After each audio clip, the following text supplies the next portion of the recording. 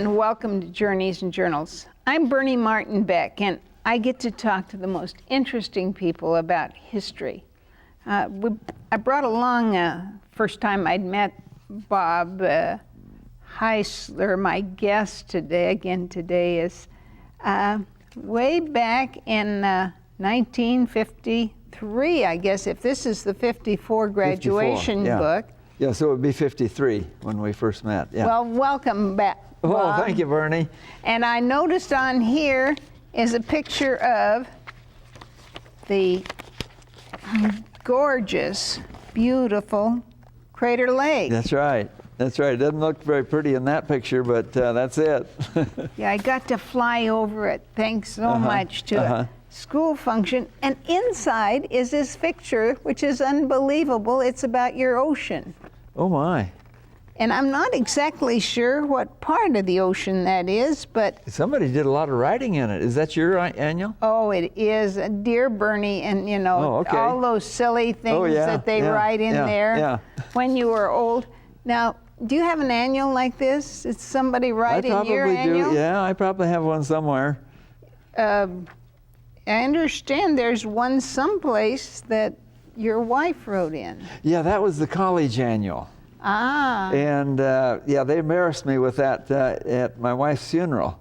And because I donated a bunch of books to the television, and one of them was my 1958 annual. I believe it was. Or maybe it wasn't the Vine Maple. No, but it'd be 4 years later. 4 years later, yeah, that's right. And there was a picture of Anita, my wife, and I had written under that. Back in those days, I didn't know where I stood with her, really. You know, she hadn't said yes yet to go steady with me. Oh. I asked her once what she thought of couples who went steady during the summertime. And she said, well, I guess it's all right if they're madly in love. And so I dropped the subject.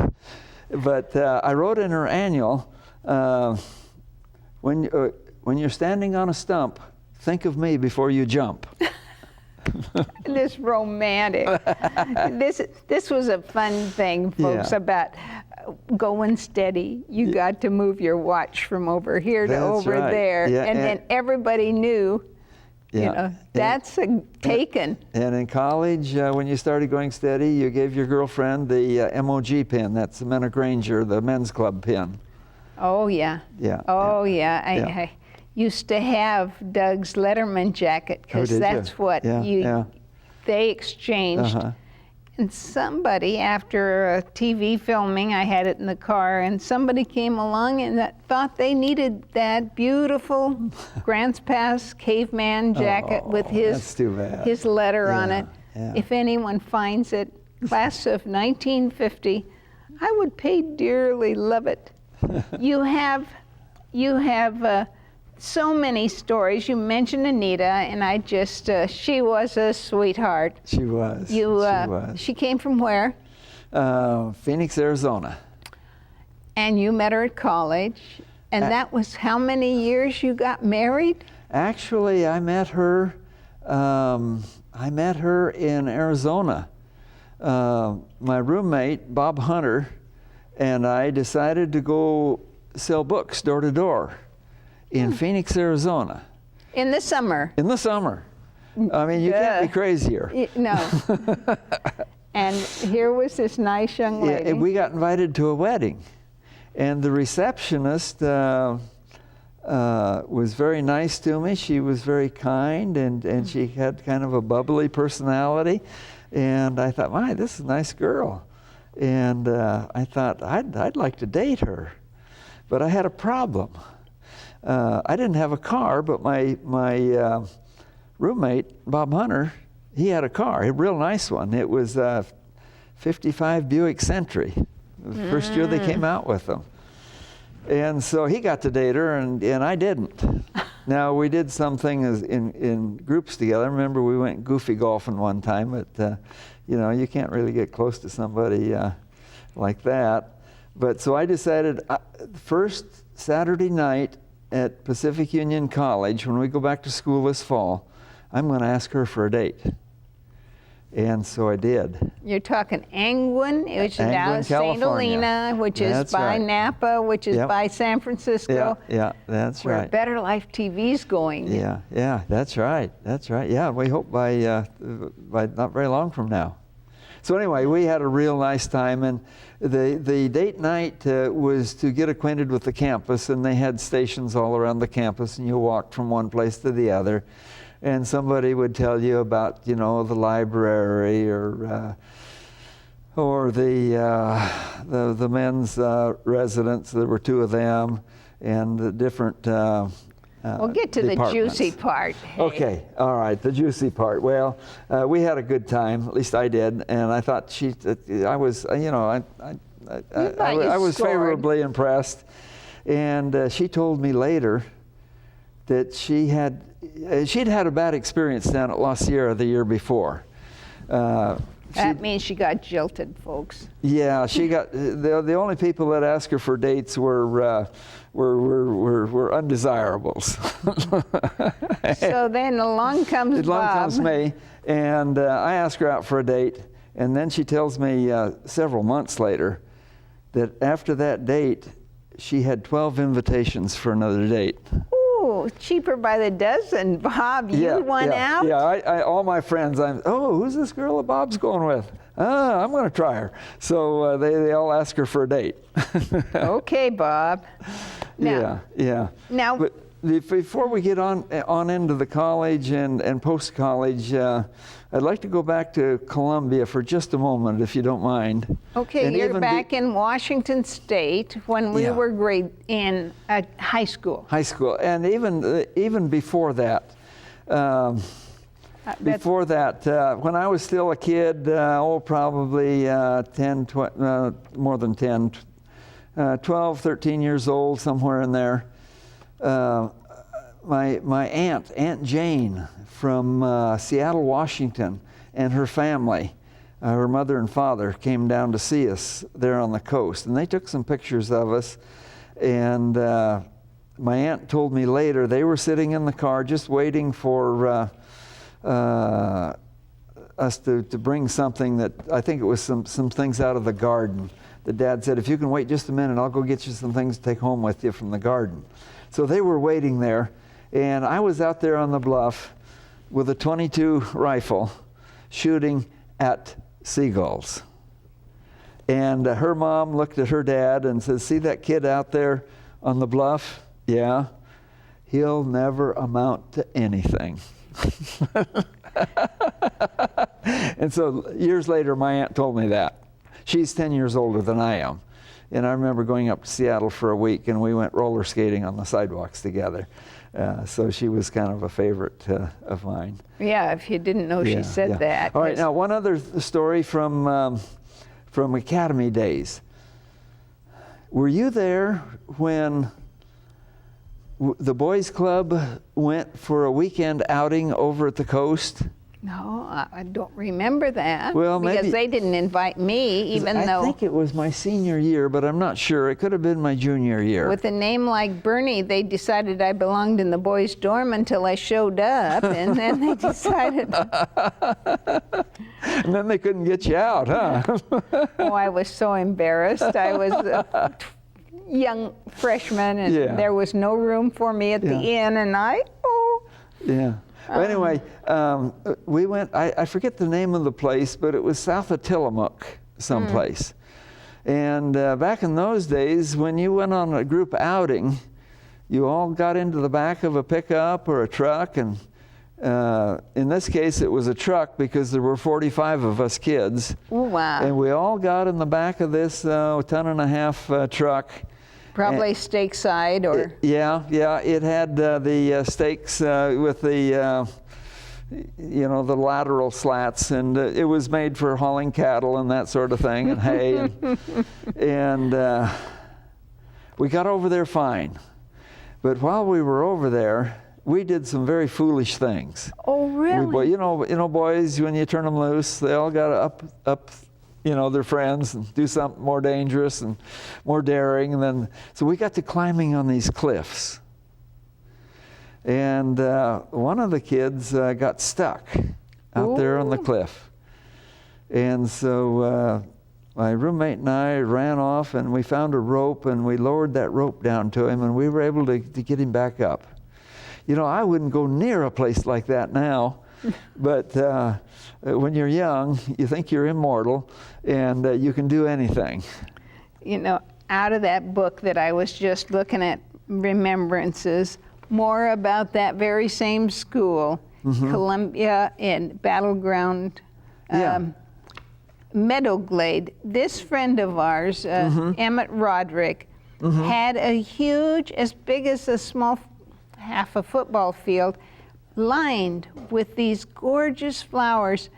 It was his work of art he gave to the community every year. Yeah. But that was the school where we met. And then when you got down to the coast in Oregon, your mother was teaching school.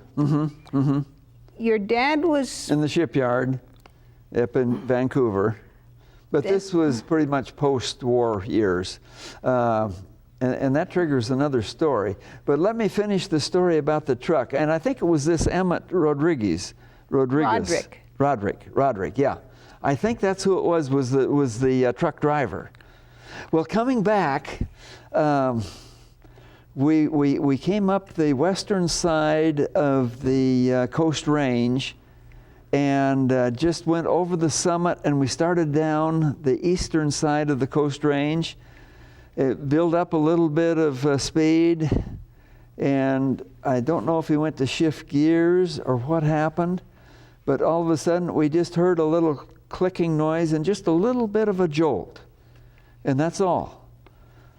But the truck started going faster and faster and faster, and then one of the dual wheels that was on the inside, closest to the middle of the road, it started coming out, and then it would drift back in, and then it would come out again, and then drift back in. And by this time, we were going 70 miles an hour down this mountain road with curves at the bottom.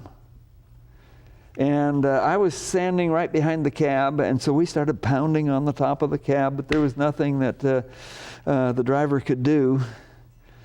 Finally, just before we got to the curves, these wheels came out, and then came clear off, and the bed of the truck dropped down, and it started scraping on the highway, and that slowed us down enough that eventually we got it stopped. Of course, there was a fire going by that time, but we had a fire extinguisher, and we were able to put it out.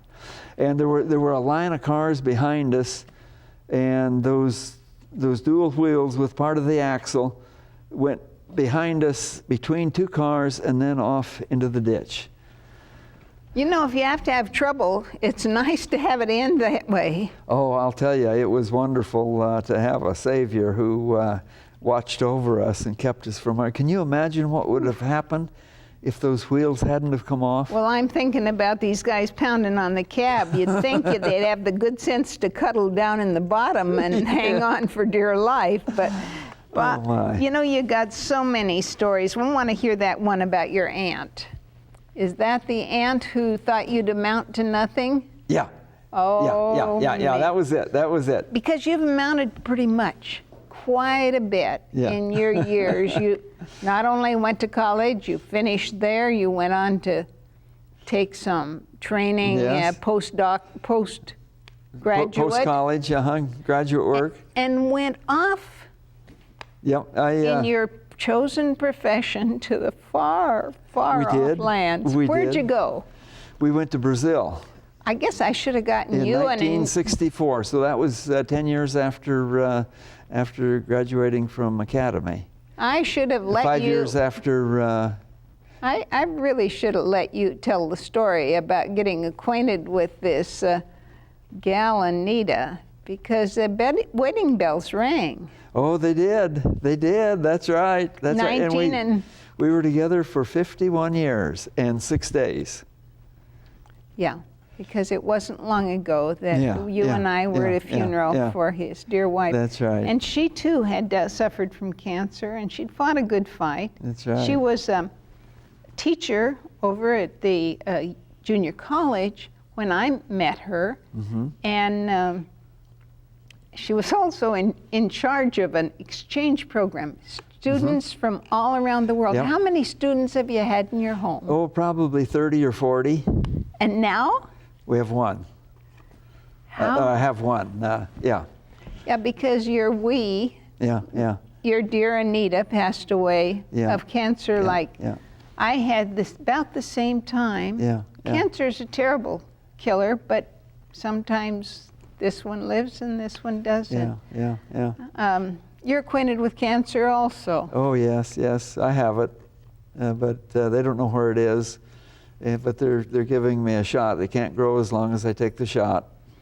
And we're grateful for physicians. Yeah. Now we've taken you through fern gathering, making money, and now we're up to foreign missions. Foreign missions, yeah. How long were you in South America? 12 years. 12 years in Brazil. We started out in Recife in 1964, I believe it was. About all I know about Brazil is soccer and those marvelous meals that you eat way too much, called the barbecue. When you came back to the States, your world changed all over again. Language, no longer speaking Portuguese. I spent a year in postgraduate school working on a master's degree in divinity, and while we were there, we got a call to Singapore. So we worked in Southeast Asia for 7 years, besides Brazil. So let's keep the language skills jumping. Okay. In Brazil, it was Portuguese. In Singapore, their official language is English. So most everyone speaks English. Not everyone, but everyone that's been to school speaks English. And there are 4 other major languages. Malay, Cantonese, Mandarin, Chinese, and I think it's Tamil. It's an Indian language. You're not being tested on this, you know that. Yeah, I hope not. Because when you came back from this second international thing, your family's growing, isn't it? We had 10 really good years with the student exchange program. And then when Anita passed away in December, I all of a sudden found myself alone. And I took care of her for 2 years while she was sick, and I'd do it again in a heartbeat. Those were some of the best years of my life when I was able to take care of her. And I remember just before 6 days before she died was her birthday. Our anniversary. We were married on December 6th. And that was on a Monday. And I wanted to do something great for her because I knew she wasn't going to live much longer. And I just really wanted to make it special. I think back when we got married, neither one of us had any money. And we just got out of school and we were I didn't have any debts, but she had about $1,500 of debts to pay. And so we were very careful. We didn't think of staying in a motel. We either slept in the car or slept with family someplace. Right. And so that was honeymoon. So on our honeymoon, I think we did stay all night in the equivalent of a Motel 6. And my later years, I got to thinking, I should have taken her someplace better than that on our honeymoon. But I didn't know about resort hotels back in those days, and it wouldn't have done any good anyway because I couldn't have afforded it. No. And we didn't miss what we didn't know about. And so it really was no big deal to us then, but it got to be kind of a deal with me. And so I decided I'm going to take her to the best resort hotel I know of for our anniversary. And I wanted to surprise her with it. Well, she's quite resourceful, and so she signed us up for a retirees banquet without consulting with me. Well, and I kind of played along with her. But what's your plan? Let's get to your plan. Well, it was Sabbath afternoon, and she was going downhill, and I knew that I needed to take her on Sunday night instead of Monday night, because I knew she'd be having labs and treatments on Monday, and there wouldn't be any time to go. So I decided I'm going to take her Sunday night, and I better start talking to her about it, because we got this banquet on Sunday as well. And so I sat down on the bed, and she was kind of half propped up there, and I says, honey, are you sure you want to go to that banquet, that retirees banquet? And she sat up, sat right up in the bed and looked at me. Well, I got to do something for our anniversary. And oh no, I got to tell her now. There's no way I can keep this a secret from her. I got to tell her. So I said, well, honey, I've got some plans too. Would you like to hear about them?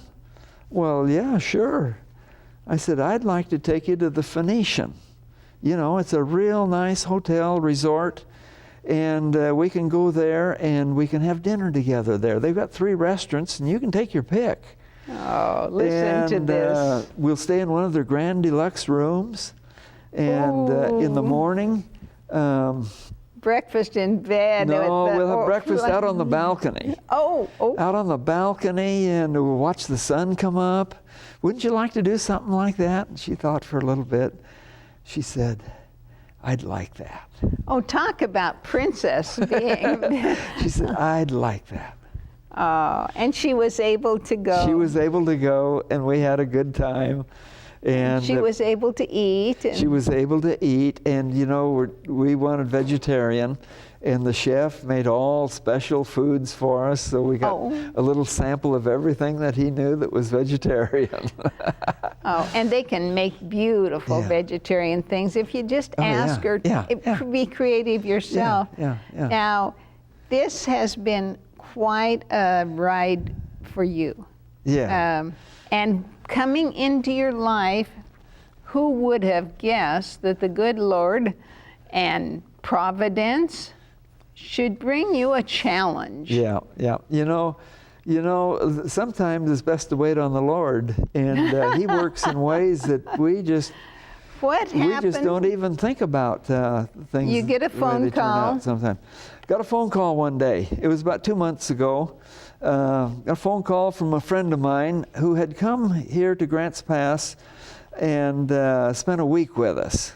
And he's in charge of the organization called Hope Channel in Russia. Okay. Yeah, the Voice of Hope is what they call it over there in Russia. A sister TV station to Better Life? A sister TV station, yeah. And he heard about us here in Grants Pass and wanted to come and see what we're doing. See if there was anything here that we do that they could adapt over there in Russia.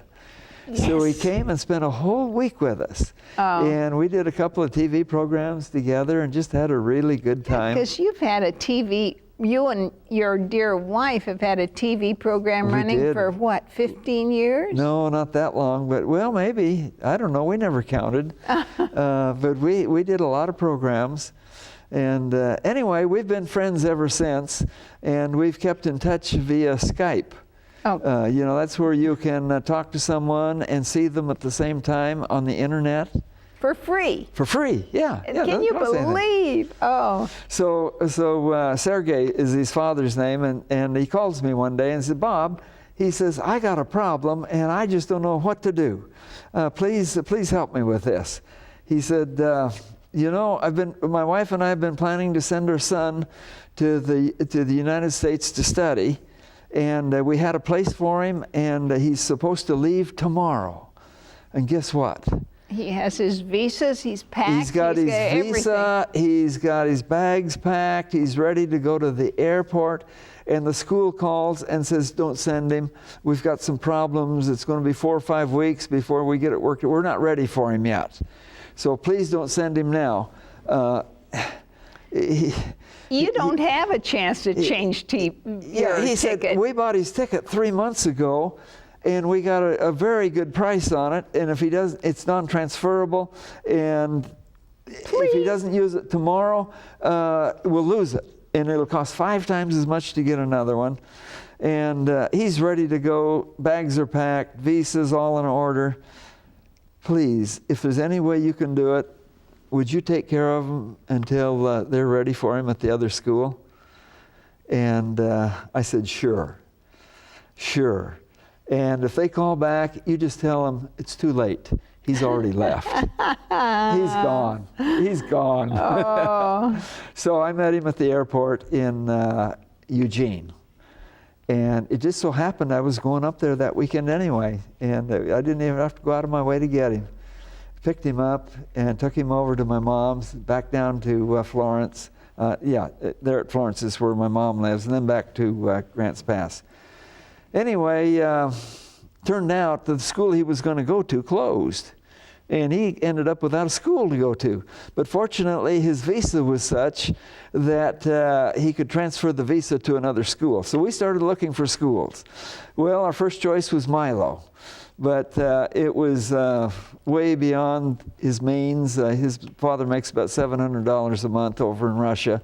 And no way he could afford that tuition there. And so finally, to make a long story short, we ended up enrolling him at Grants Pass High School. And he loves your other hobby. Oh, yes. I got some old cars, and he put a different motor on his scooter in Russia, and ever since then, he can hardly wait to get his hands on a motor to see what makes it tick. And since he's come to our house, he fixed an old tractor. Oh my, just about everything that was broken, he's fixed it. And that's where the special Volkswagen comes in that I rented. That's right. I asked this guy if I could take my nephew, rent his Volkswagen, because he said, well, how old's this nephew? I said, 2 years old, and he said, crazy over VW bugs. Oh, and I got to show you that picture. Okay, all right. Thanks so much for telling us your Bernie. story. Glad to be here. So your house and your heart are full of new things. Youth. That's right. And Daniel's there. He's given me purpose for my life now. And I've got something to, and I love kids, and especially teenage kids, because they are so unpredictable. It's great to have you tuned in, and thanks, Bob. I'm Bernie Martin Beck saying goodbye for today. Okay, Bernie. Wow.